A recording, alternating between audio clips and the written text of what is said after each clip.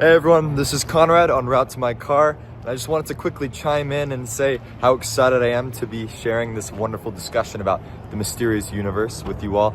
We're going to be touching on some really wacky and needless to say, existential sort of extrapolations about finding meaning in this universe that we've come to call our home. And so stick around and find out more.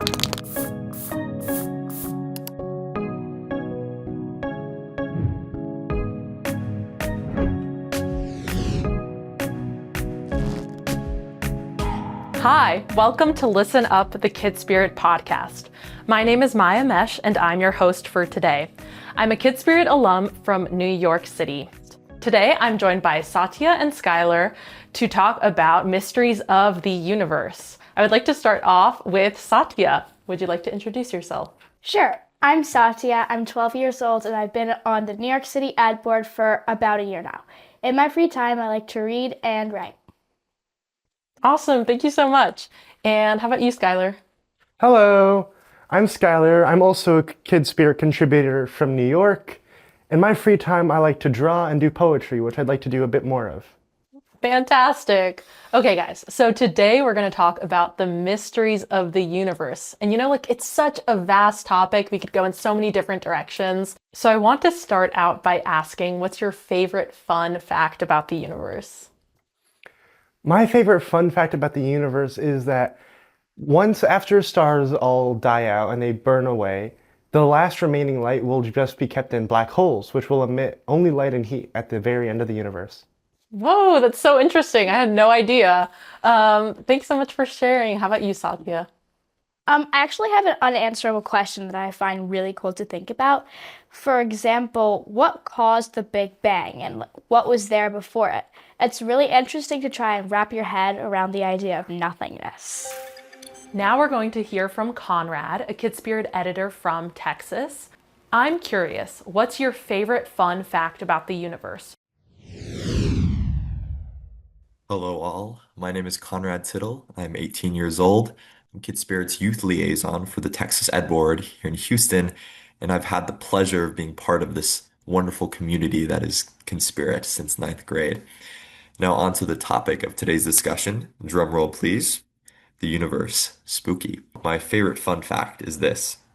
There's a dust cloud in the center of the Milky Way, about 150 light years across, that if you were somehow capable of taking off your spacesuit and living to tell the tale, would smell faintly of rum and raspberries.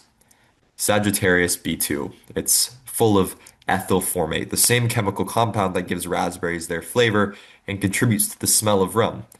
This molecule also happens to be a precursor to amino acids, the building block of life itself. So there you have it, 25,000 light years away from Earth, in one of the most inhospitable environments imaginable, you could theoretically enjoy the scent of a nice raspberry rum cocktail.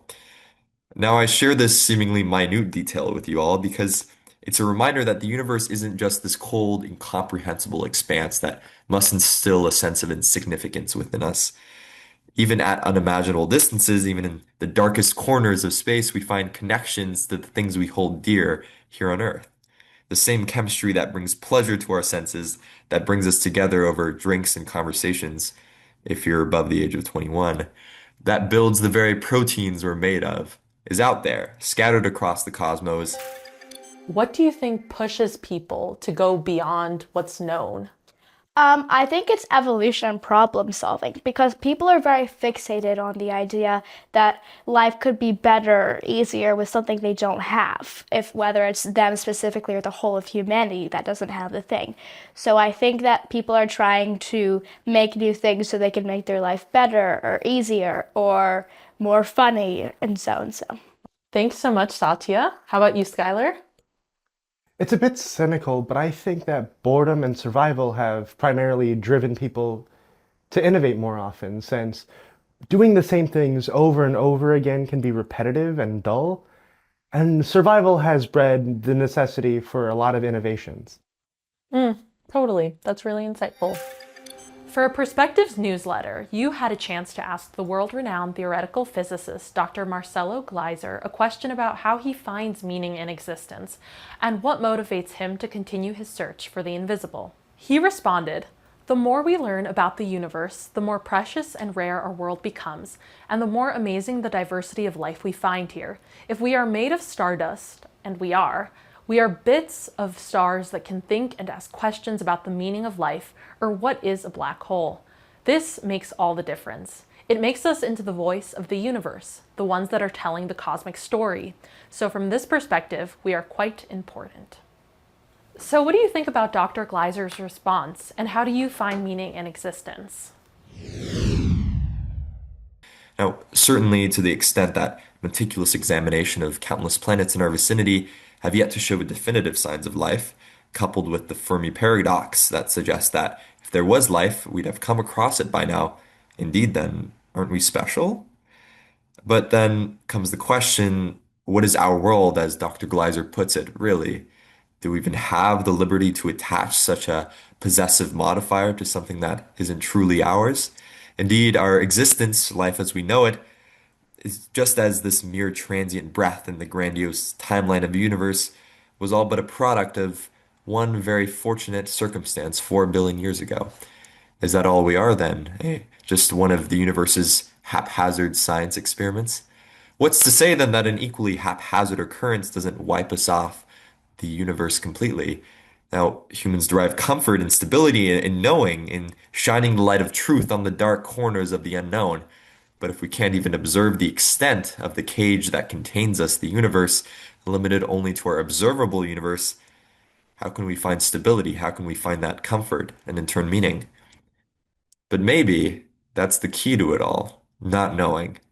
Maybe not knowing is the very thing that drives purpose in our lives.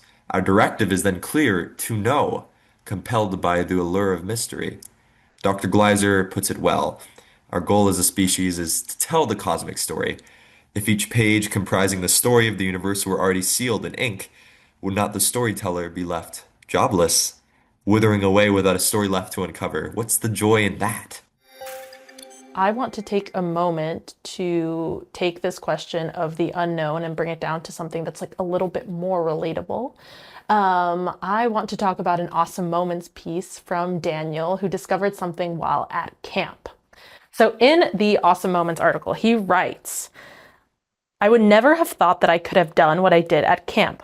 Being there allowed me to uncover a mystery about myself, that I am stronger than I thought.